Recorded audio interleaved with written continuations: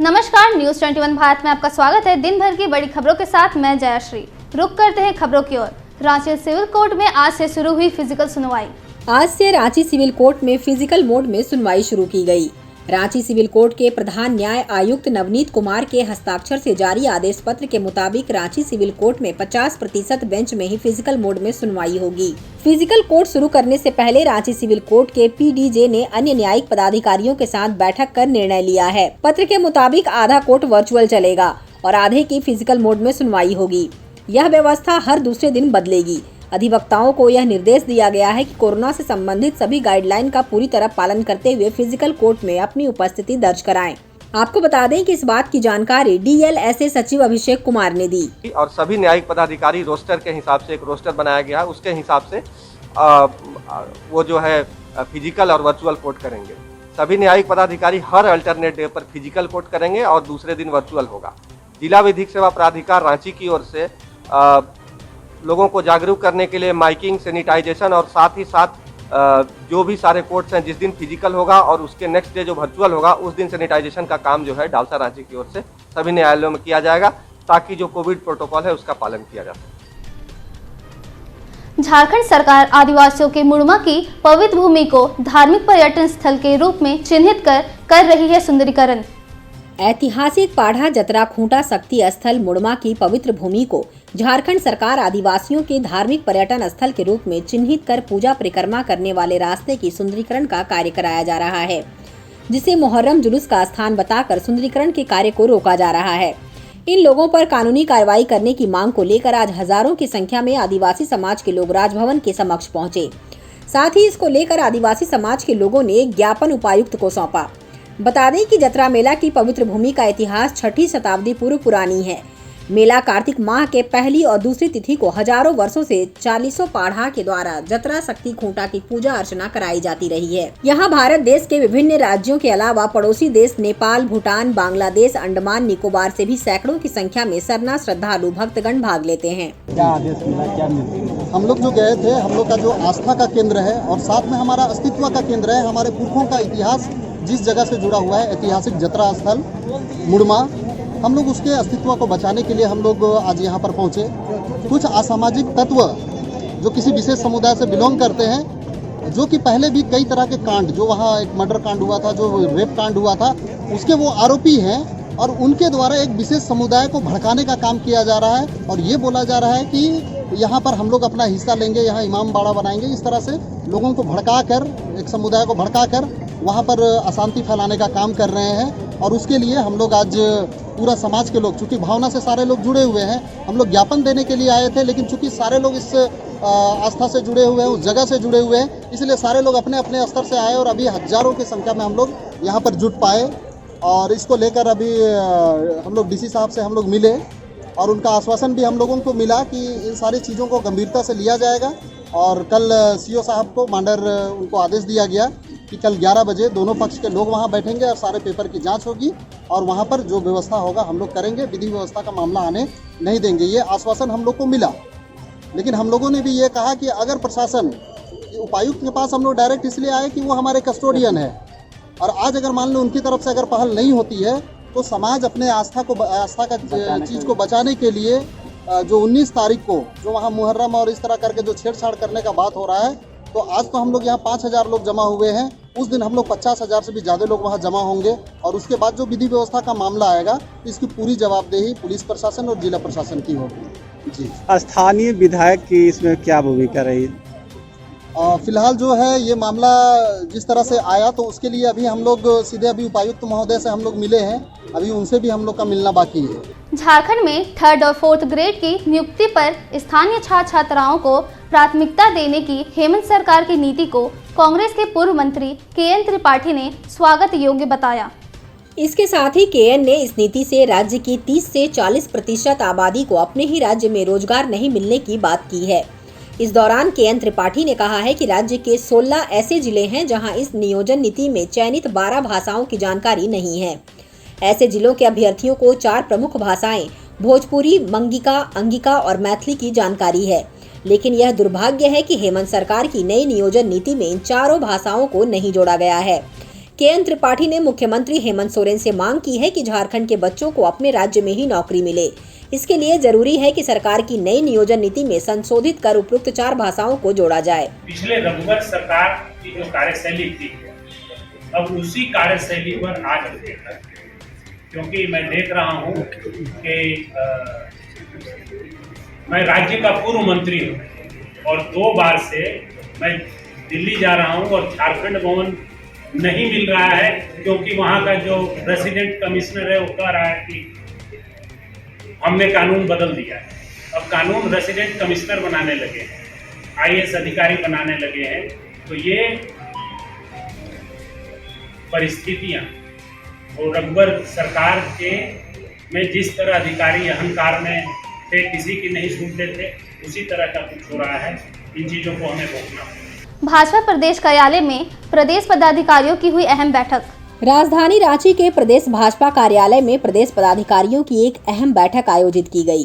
प्रदेश अध्यक्ष दीपक प्रकाश की अध्यक्षता में हुई इस बैठक में भाजपा विधायक दल के नेता बाबूलाल मरांडी, संगठन महामंत्री धर्मपाल सिंह समेत पार्टी पदाधिकारी मौजूद रहे, जहां राज्य जन मुद्दों पर चर्चा की गई।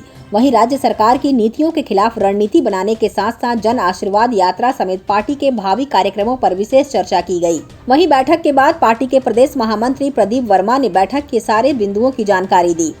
साथ ही कहा कि इस गूंगी बहरी सरकार को गहरी निद्रा से जगाने के लिए आने वाले 21 अगस्त को राज्य के सभी ब्लॉकों पर पार्टी की ओर से मानव श्रृंखला बनाकर राज्यव्यापी आंदोलन खड़ा किया जाएगा। और पूरे प्रदेश में भारतीय जनता पार्टी के कार्यकर्ता लाखों की संख्या में उस दिन सड़क पर उतर करके राज्य की जनता के हित में और राज्य सरकार को उनके वादे पूरे करने की याद दिलाने के लिए, मानव श्रृंखला बनाने के लिए हर प्रखंड पे उतरेंगे और सरकार को बाध्य करेंगे कि वो राज्य में फिर से लॉ एंड ऑर्डर के सिचुएशन को बहाल करे। जो वादे करके वो सरकार सत्ता में आई है, उन वादों को पूरा करे।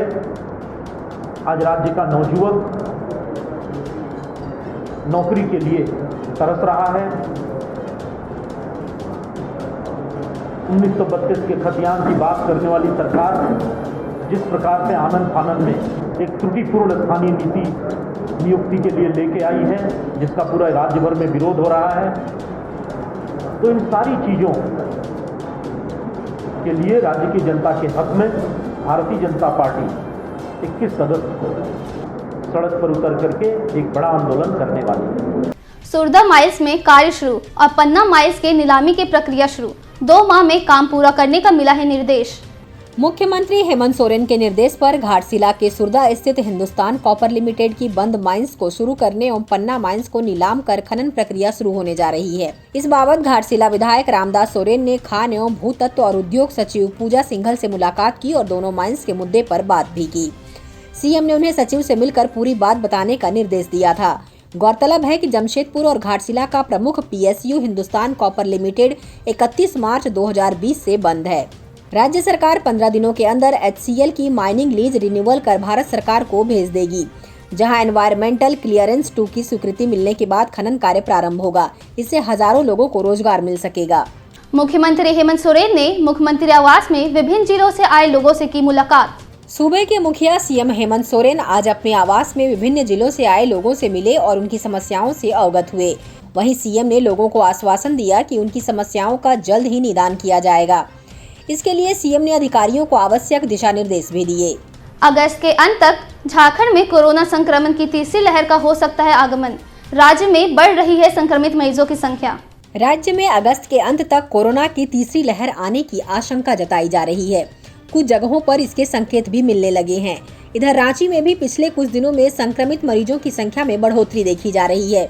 रांची में कोरोना के 100 से अधिक मामले सामने आ चुके हैं। इसमें कई बच्चे भी कोरोना के नए वेरिएंट की चपेट में आए हैं। राजधानी के दसम फॉल में पिछले 48 घंटों में 2 युवकों का मिला शव। राज्य के खूंटी जिला के मारंगहादा थाना क्षेत्र के कांची नदी और रांची दसम फॉल में 15 अगस्त को डूबे डेनिस टोपो नामक युवक और 16 अगस्त को अंबर खोया नामक युवक की डूबने से मौत हो गई। बता दें कि इन दोनों के शव को 9BN NDRF के इंस्पेक्टर सरोज कुमार के नेतृत्व में NDRF के गोताखोरों ने बरामद कर लिया है। फिलहाल जांच की प्रक्रिया चल रही है।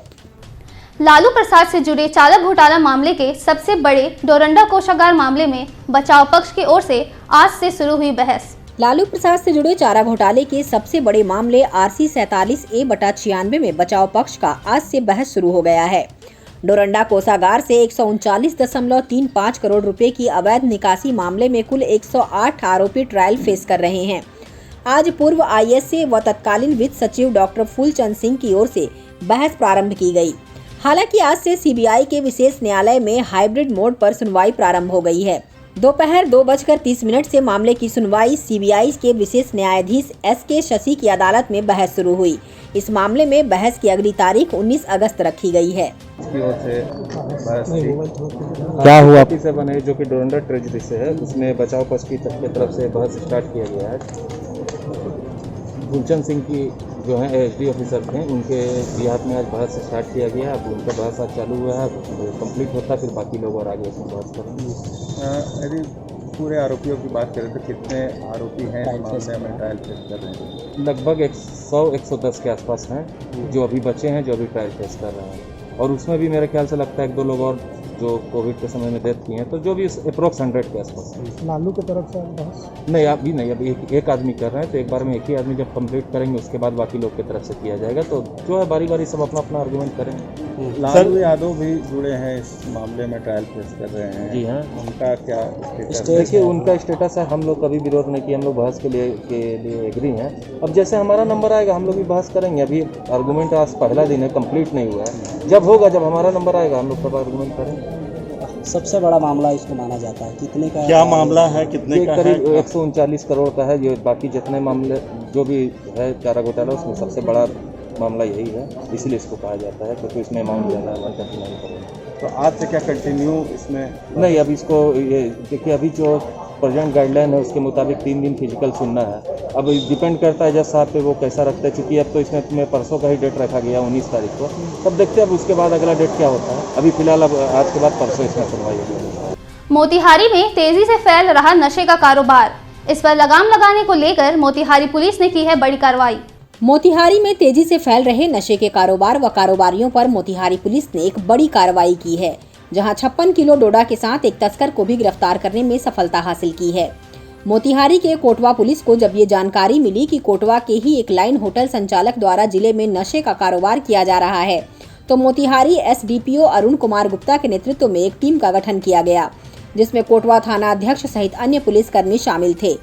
उन्होंने कारोबारी राकेश सिंह के घर व होटल पर छापेमारी कर लगभग 56 किलो डोडा को बरामद किया, जिसकी कीमत लाखों में आंकी गई है। इस संबंध में मोतिहारी SP नवीन चंद्र झा ने बताया कि उक्त होटल कारोबारी जिले सहित देश के अन्य हिस्से से आए हुए ड्राइवर और अन्य को नशे का सामान उपलब्ध कराता था, जिसे गिरफ्तार किया जा चुका है। फिलहाल आरोपी से पूछताछ की जा रही है।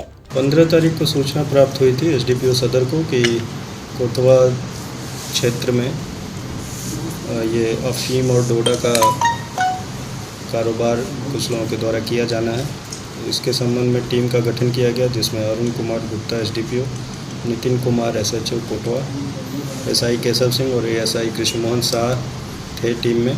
उनके द्वारा राकेश सिंह के घर पे छापेमारी की गई और वहाँ से लगभग 56 किलो डोडा पाउडर और डोडा साबुत बरामद किया गया बोरे में, जो कि बंधा हुआ था। उसके बाद राकेश सिंह को गिरफ्तार किया गया है। राकेश सिंह कोटवा थाना क्षेत्र का ही निवासी है और इसका लाइन होटल भी चलता है हाईवे पर। पारा एथलीटों से PM नरेंद्र मोदी ने किया संवाद, कहा नई सोच का भारत खिलाड़ियों पर पदक के लिए दबाव नहीं बनाता। आप सभी से बात करके मेरा विश्वास बढ़ गया है कि इस बार पैरालंपिक गेम्स में भी भारत नया इतिहास बनाने जा रहा है। मैं अपने सभी खिलाड़ियों को और सभी कोचेस को आपकी सफलता के लिए, देश की जीत के लिए ढेरों शुभकामनाएं देता हूं। साथियों, आपका आत्मबल, कुछ हासिल करके दिखाने की आपकी इच्छा शक्ति मैं देख रहा हूं असीम है। आप सभी के परिश्रम का ही परिणाम है कि आज पैरालंपिक में सबसे बड़ी संख्या में भारत के एथलीट जा रहे हैं। आप लोग बता रहे थे कि कोरोना महामारी ने भी आपकी मुश्किलों को जरूर बढ़ाया, लेकिन आपने कभी भी इस क्रम को टूटने नहीं दिया।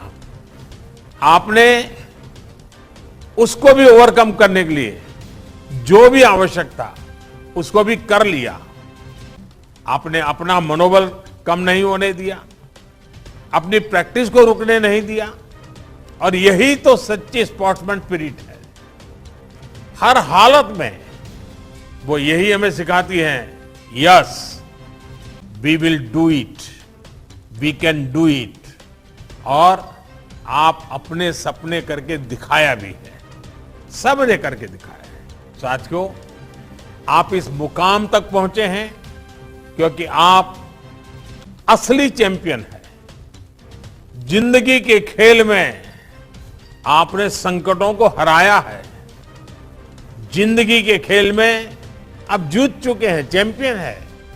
एक खिलाड़ी के रूप में आपके लिए आपकी जीत, आपका मेडल बहुत महत्वपूर्ण है। लेकिन मैं बार बार कहता हूं कि नई सोच का भारत आज अपने खिलाड़ियों पर मेडल का दबाव नहीं बनाता है। आपको बस अपना 100% देना है, पूरी लगन के साथ, कोई भी मानसिक बोझ के बिना, सामने कितना मजबूत खिलाड़ी है इसकी चिंता किए बिना। बस हमेशा याद रखिए, और इसी विश्वास के साथ मैदान पर अपनी मेहनत करनी है। आज के लिए इतना ही। देश विदेश और राज्य के छोटी बड़ी खबरों के लिए जुड़े रहें न्यूज़ 21 भारत के साथ, खबर से असर तक।